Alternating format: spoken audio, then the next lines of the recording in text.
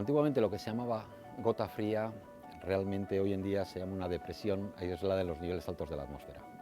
¿Qué significa esto? Pues que al final hay un aire embolsado, eh, frío, en las capas altas de la atmósfera, que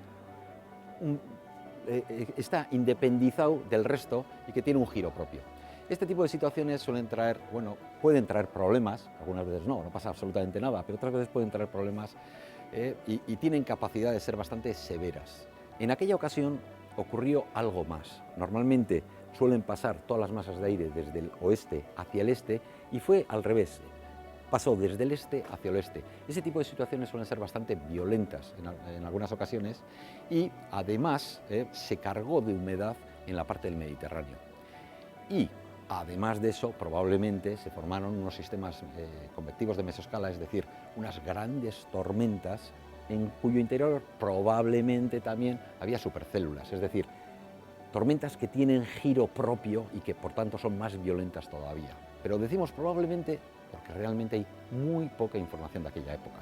Hay muy poca información pues porque, en aquella época las herramientas que tenía la gente eran muy escasas. Y sabemos que se tuvieron que juntar muchos más factores porque la intensidad de lluvia que dio no fue para nada normal, fue totalmente extraordinaria. Estamos hablando de un mes muy húmedo, 800 litros.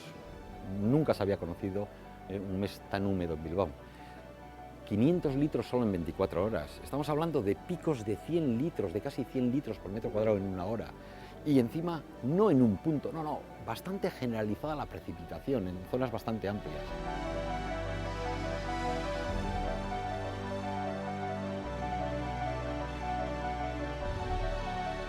La informática ha mejorado extraordinariamente y con ella han podido ir de la mano los modelos meteorológicos. Antes había que simplificar tanto que al final, teníamos una poquita información. Hoy en día ya esa simplificación existe, pero es mucho más baja, con lo cual te da mucha más exactitud. Cuando vieron que llovía muchísimo es cuando empezaron a moverse. Cuando vieron prácticamente que ya tenían las inundaciones, o sea, cuando ya estaba el río subiendo y dando los primeros problemas, es cuando se empezó a movilizar la gente. No había prácticamente predicción meteorológica.